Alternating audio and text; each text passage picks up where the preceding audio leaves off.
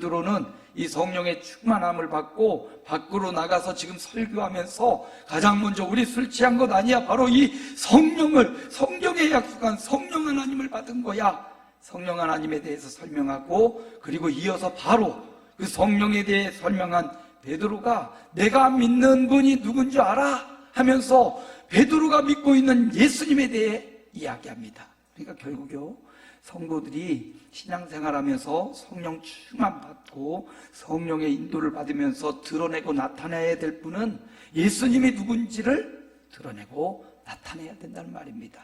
우리가 믿는 예수님, 베드로가 그 당시 믿고 있는 예수님은 어떤 분이었는가? 오늘 본문이 말해줍니다. 22절입니다. 예수님이 누군지 한번 같이 읽어봅니다. 이스라엘 사람들아, 이 말을 들으라. 너희도 아는 바와 같이 하나님께서 나사렛 예수로 큰 권능과 기사와 표적을 너희 가운데 베푸사 너희 앞에서 그를 증언하셨느니라. 베드로가 믿고 있는 예수님은 그냥 성령으로 충만해진 베드로가 지금 전하고 믿고 있는 그 예수님이 누구냐면 하나님께서 보내신 분이고, 하나님이 그 예수님에게 뭘 주셨어요? 큰 권능을 주셨고 기사와 표적을 행할 능력을 주셨다고 말합니다. 그렇죠. 예수님이 이 땅에 오시는 것부터가 이상하고 신비합니다. 동정녀 마리아에게 성령으로 태어났습니다. 그 어느 누구도 동정녀로 처녀가 잉태하여 아들로 태어난 사람이 인류 역사상 한 번도 없습니다. 한 번쯤은 돌연변이, 한 번쯤은 실수가 있을 만도 한데 한 번도 없어요. 단 한 번 예수님이 성령으로 잉태되셔서 이분이 인류의 수많은 인물들, 사람들, 오고 간 사람들 가운데 단 한 사람, 예수 그리스도만이 하나님의 아들이심을 확실히 보여주려고 성령으로 잉태된 단 한 분, 우리를 구원하려고 이 땅에 오신 예수 그리스도, 그분을 이 땅에 태어나게 하셨고, 그리고 그 탄생부터 그의 인생 생애를 보면 그분이 가는 곳마다 기적과 표적과 능력과 병고침과 문제 해결과 병마가 떠나감과 인생의 고민이 해결되고 병마가 떠나가고, 이런 놀라운 기적이 그냥 한두 번 일어나면 기적이다, 우와! 이러고 끝나겠지만 예수님이 가시는 곳마다, 계시는 곳마다, 말씀이 떨어지는 곳마다 표적이, 기적이, 일사가 일어났습니다. 그러니 베드로가 직접 예수님 따라다니면서 경험했습니다. 자기가 믿는 예수님을 보니까 그분이 말한 대로 됩니다. 그분이 고치는 대로 고쳐집니다. 바람과 바다도 순종합니다. 베드로는 객관적으로 예수님을 지금 바라보고 있습니다. 그런데 예수님에게서 이런 기사와 능력과 표적이 일어납니다. 근데 성경에 보니까 이런 일이 일어나는 그분이 바로 하나님의 아들이라 예언을 해놨습니다. 베드로가 가장 가까이에서 예수님을 봤더니, 그렇구나, 이 예수가 바로 하나님께서 이 땅에 보내신 하나님의 구원자, 메시아구나. 그러면서 이분을 어떻게 했다고요?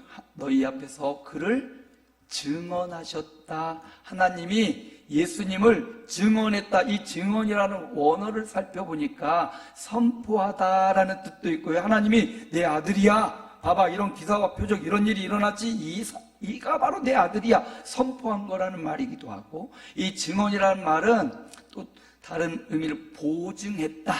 하나님이 보증한 인물이 예수님이라는 겁니다. 우리가 금을 사고 목걸이, 금목걸이, 금반지를 살 때 금은방에 가면 이렇게 금을 그냥 이거 금입니다 하고 주는 게 아니라 뭐와 함께 줍니까? 보증서를 줘요. 이거 99.9% 순금입니다, 내가 책임집니다 하고 종이에다가 보증서, 이거는 순금입니다, 그거 금에 비해서 이 보증서는 종이에요, 종이. 이거 갖다가 어디 팔아먹어도 뭐 가치도 없습니다. 받아주지도 않은. 근데 그 보증서에 쓰여진 내용이 이게 금인 것을 증명할 때 이 보증서는 그 금이 갖고 있는 능력과 동일한 능력을 갖게 됩니다. 보증서의 능력이 그만큼 세다는 거죠. 또 우리가 전세계약, 또 집 매매 계약을 할 때도 계약서를 쓰는데 그거 계약서도 그냥 A4 용지입니다. 그런데 거기다가 뭐 매수인, 매도인 쓰고 금액 얼마 쓰고 계약 조항 쓰고 도장 딱딱 인감날이 나면 이건 그냥 A4 용지랑 동일한 종인데 그 종이의 효력이 많게는 뭐 집 한 채 어디 60억 되는 데도 있다고 하고 20억은 보통 서울은 넘어간다고 하고 그 종이 한 장이 20억의 효력을 갖고 있어요. 이 보증서 이거 종이네 찢어버리면 효력이 없어집니다. 세상의 보증은 요즘 전세 사기로 그렇게 세상이 어지럽고 난립니다. 정말 사기꾼들이 참 많은데 여러분 그 속고 이렇게 속을 쓰는 경우가 너무 많아요. 세상 사람들은 자기를 보증한다고 하고 약속한다고 하고 그 약속을 깨버리기도 하고 힘이 없어 능력이 없어 약속을 지키지 못하기도 합니다. 아버지가 살아생전 나 이거 다 벌어서 너 교회 세워줄 거야 맨날 말했는데 약속을 못 지키고 가셨네. 그 형들이 어제 모여갖고 이거 재산 아버지 남긴 재산을 어떻게 할까 막 이야기를 하더라고요. 그럼 어디 보니까 뭐 아버지가 유언을 남겼는데 그 유언과 상관없이 형제들이 n분의 1을 해서 소송을 걸었대요. 아버지가 n분의 1 하지 말고 누구는 얼마 주라고 분명히 유언을 남기고 공증을 받아놨는데 소송을 걸어서 왜 누군 많이 주고 적게 주냐 n분의 1 해야 된다 했는데 n분의 1이요 위헌 소송이 났대요. 그러니까 아버지의 유언이 더 먼저라는 겁니다. 아버지 아프실 때 제가 허리를 만지면서 아버지 뭐 할 말 없어요? 그랬더니 아싸 그러시더라고. 아 이거 뭐 할 말이 분명히 있는 것 같은데 아버지 뭐 할 말 없냐고. 없다니까. 아유 얼마나 야속하든지 조금 더 해볼 걸 그랬나 봐요. 여러분 사람의 약속은 좀 어긋나기도 하고 약속했다가 못 지킬 수도 있고 도리적으로 못 지킬 수도 있습니다. 지키고 싶은데 능력이 없어서 못 지킬 때도 있고요. 그렇죠. 근데 하나님이 보증서셨어요. 창조주 하나님께서. 그 하나님이 예수님을 내가 보증해. 천지를 창조하신 하나님이 예수님 내 아들이야. 내가 보증해. 하나님이 보증하시는 분. 그분이 바로 예수님입니다. 시간이 없어서 빨리빨리 가야겠네요. 자, 5장 39절 보니까 요한복음에 이런 말씀이 함께 있습니다. 너희가 성경에서 영생을 얻는 줄 생각하고 성경을 연구하거니와 이 성경이 곧 내게 대하여 증언하는 것이니라. 성경은 예수님에 대한 증언이다. 예수님이 성경을 통해서 예수님이 하나님의 아들이시라고 보증하고 있다는 겁니다. 그래서 신구약 성경 창세기부터 요한계시록까지 보면 이 내용이 다 예수님이 내 아들이야. 예수를 믿으면 구원을 받아. 예수님이 길이요 진리요 생명이야. 두려워하지 마. 예수님을 믿어. 성경이 보증서로 신구약 성경이 이렇게 많이 기록되어 있습니다. 그러니까 베드로가 믿고 있는 예수님은 하나님께서 보증하시는 확실한 분이구나. 베드로만 아는 게 아니라 오늘 저와 여러분도 성경을 통해 베드로의 설교를 들으면서 예수님은 하나님이 책임지고 보증서 내려주신 분이구나. 이런 믿음이 저희에게도 있기를 축원합니다.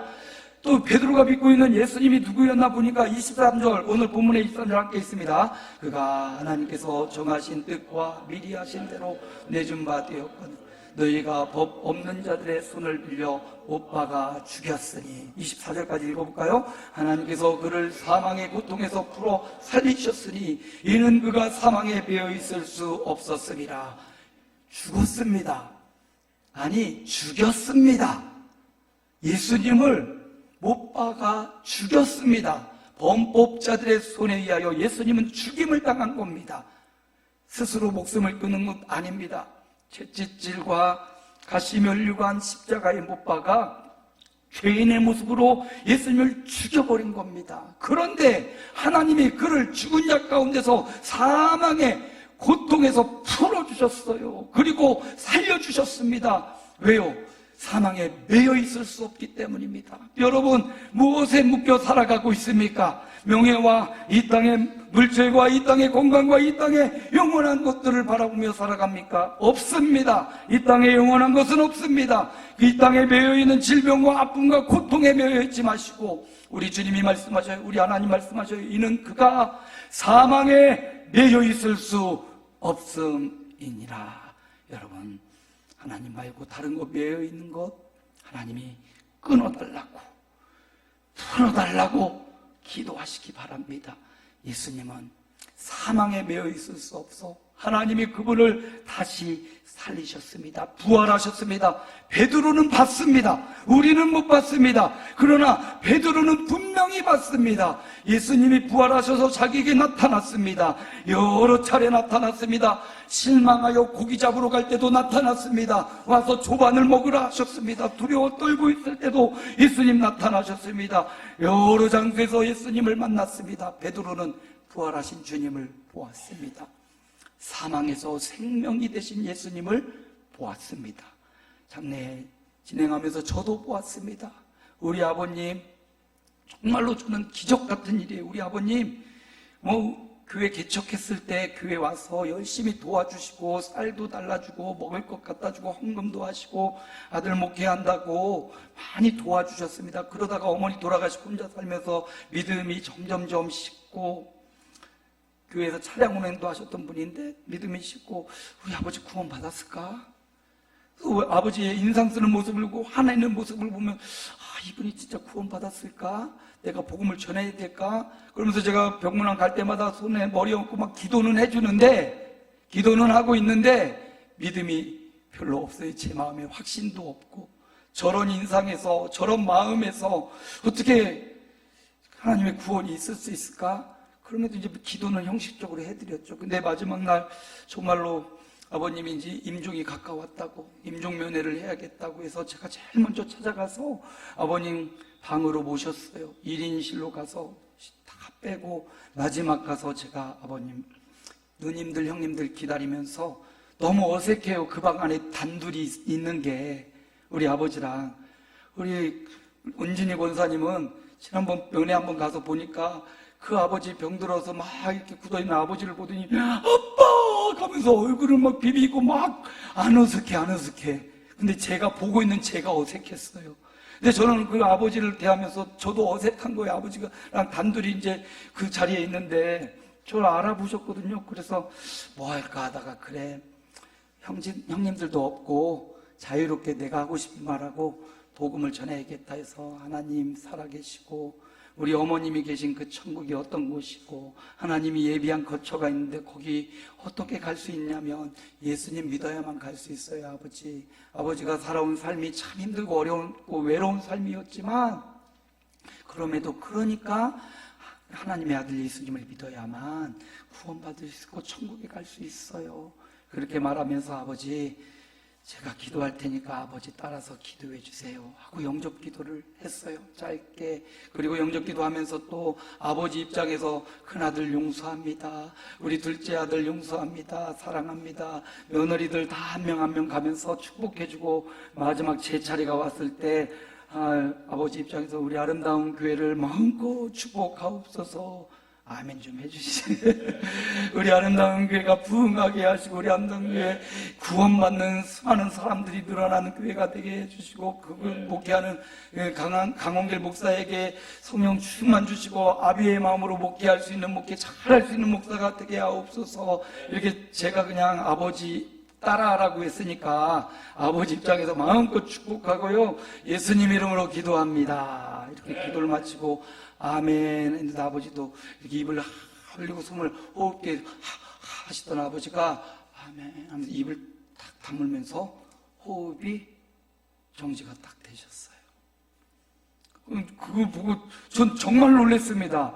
곧 누나가 오고 형제들이 올 거란 말이에요. 그런데 호흡이 멈춰버려서 기도하는 동시에 그건 너무나 영광스러운 순간인데, 육신으로는 아버지가 지금 마지막 갑자기 기도받고 가시잖아요. 조금 이따 기도할 걸 그랬나? 그런 생각도 들고, 그런데 그 얼굴을 보니까 그 어두웠던 그 인상 쓰던 고통스러운 아버지의 두려운 얼굴이 확 펴지면서 밝아진 얼굴로, 광채나는 얼굴로 제 눈에 그렇게 보이는 겁니다. 환한 얼굴로 바뀌시는 거예요. 그래서 그 아버지를 보면서 아버지 하면서 막 울면서, 그러니까 이제 누나만 오고 막 형제들 오고 그랬어요. 여러분, 저는 아버지 얼굴을 보면서요, 사망에서 생명으로 바뀌어지는 모습을 본 겁니다. 언제? 목요일 날이요.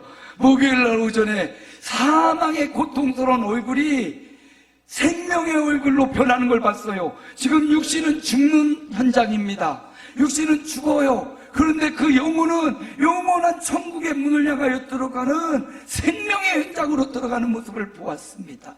너무나 안타깝고 괴로워서 영상에 나온 36살밖에 안 돼, 23일밖에 안 된 자녀를 두고 죽어가는 그 생명을 보면서 탄식하며, 그 남편이 심장 이거 하는데 이거 하면 갈비뼈 다 나가고요, 얼마나 고통스러운지. 제가 병원에 가니까 의사들이 와서 연명치료 거부에 동의해 주십시오.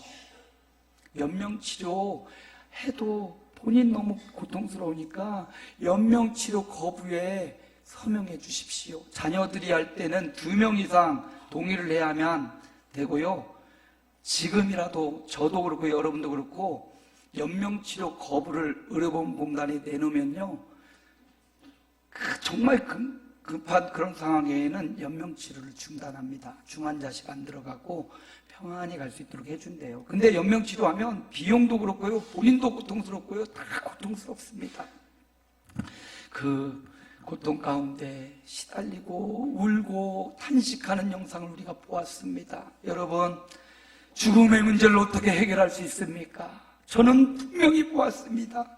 여러분, 저를 통해서 여러분에게도 보여주시는 거예요. 사망에서 생명으로 옮겨지는 순간, 사람들은 다 죽었다고 하는데 저는 보니까 그 얼굴이, 아니 거짓말이 아니라 제가 보니까 그 사망의 고통의 얼굴이 그 순간 환하게 빛나면서 천사의 얼굴처럼 변해져 있는 거예요.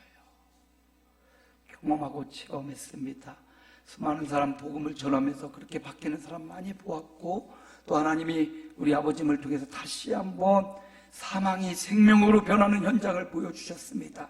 임종의 순간이 아니라 바로 지금 우리도 예수 그리스도를 구주로 믿으면 하나님이 죽은 자 가운데 매여 있지 못하게 그를 살리셨다 말씀하셨습니다. 예수님만 살리는 게 아닙니다. 하나님이 예수 그리스도를 믿는 저와 여러분도 예수님처럼 부활의 2번째, 3번째 열매로 우리도 살려주실 것입니다.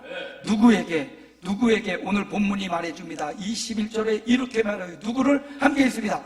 누구든지 주의 이름을 부르는 자는 구원을 받으리라 하였느니라. 또 사도행전 16장 31절도 말합니다. 함께 있습니다. 이르되 주 예수를 믿으라. 그리하면 너와 내 집이 구원을 받으리라. 이렇게 명확하고 확실하게 인생의 문제와 사후세계의 문제를 명확하게 답을 주는 이 땅에 종교가 없습니다. 이 세상에 교주도 없어요. 이 세상에 어떤 책도 없어요. 오직 성경만이 너무나 명확하게 우리 인생의 문제와 죽음의 문제를 너무나 명확하게 가르쳐주고 있습니다. 하나님이 보증하신 분, 죽었다가 다시 살리신 분 누굽니까? 예수님. 우리를 위해 십자가에 죽으시고 살아나신 그 예수님을 믿을 때 우리의 죄가 사함받고 사망이 생명으로 바뀌어지는, 그래서 오늘 본문에는 베드로가 유대인들을 향하여 말했고요, 여기 사도행전 16장 31절은 사도 바울이 이방 사람들에게 전한 거거든요. 그러니까 베드로가 전한 유대인이나 바울이 전한 이방인이나 남자나 여자나 어린아이나 어른이나 그 누구를 불문하고 누구든지 지금 이 순간 예수를 나의 구주 나의 하나님으로 믿으면 구원을 받으리라. 아멘. 아멘. 사망에서 생명으로 옮겼느니라. 이 구원의 감격이 임종의 순간 그래야지 이게 아니라 지금부터 이 구원의 감격으로 성령님과 동행하고 거룩한 일을 하는 저와 여러분이 되라고. 어떻게 우리 아버님이 돌아가시면서까지도 본문하고 딱 맞게 본문을 주신 것 같아요. 날씨도 어제까지 그렇게 좋았다가 오늘 또 비가 굳은 날씨, 이날에 막 발이 나고 막 하면 힘들 텐데 어떤 목사님이 오셔서 저에게 그런 말씀을 하셔요. 자녀만 부모님에게 효도하는 게 아니다. 부모도 자녀에게 효도하는 거야. 자녀를 노엽게 하지 않는 것, 또 자녀가 편안히 아버지, 어머니 모실 수 있도록 하는 것, 이거 부모도 자녀에게 도를 갖추고 효도하는 거예요. 근데 너희 아버님은 자녀들에게, 자손들에게 효도하고 가셨어. 그러니까 너도, 목사님도 가족에서 또 교회에서 효도하는 사람이 되십시오. 이런 말씀을 하는데, 그렇구나. 나 자녀들에게 효도만 받으려고 했는데 그거 아니구나. 나도 자녀들에게 효도할 수 있구나. 자녀들 노엽게 하지 않고 어린이 주일, 어버이 주일을 만나서 어린아이들은 부모님을 그렇게 모시고요, 부모된 우리는 자녀들을 향하여 효도할 수 있어요. 서로 효도하는 거예요. 서로 효도하라고 주님이 말씀하셔요. 우리 아버님이 그렇게 편안한 모습으로 천국으로 이사하셨습니다. 감사하고요. 오늘 말씀이 우리에게 우리 아버님이 주시는 마지막 메시지와 같고 베드로의 피튀기는 설교입니다. 우리가 믿는 예수님이 누구시라고요? 첫 번째, 하나님이 내가 보증해. 내가 보증해. 예수는 분명히 확실해. 구원자야. 하나님이 보증하신 분이 어떤 분이에요? 다시 살아나신 분. 한 사람도 그렇게 다시 살아서 영원히 산 사람은 없습니다. 예수님이 살려준 사람도 다시 죽었어요. 근데 예수는 다시 살아 영원히 죽지 않고 지금도 살아계시는 분. 그 예수를 어떻게 해야 돼요? 믿는 자에게 구원을 주시는 분, 그분이 우리 예수님, 베드로가 믿었던 예수님이고요, 오늘 우리에게 베드로의 설교가 우리에 전해져서 오늘 이 시간 저와 여러분이 믿는 예수님입니다. 그 예수님 믿는 이 믿음이 영원히 변치 않고 그 믿음으로 헌신하고 그 믿음의 감격, 구원의 감격으로 살아가는 저와 여러분의 한 주간 생애가 되시기를 주님의 이름으로 축복합니다.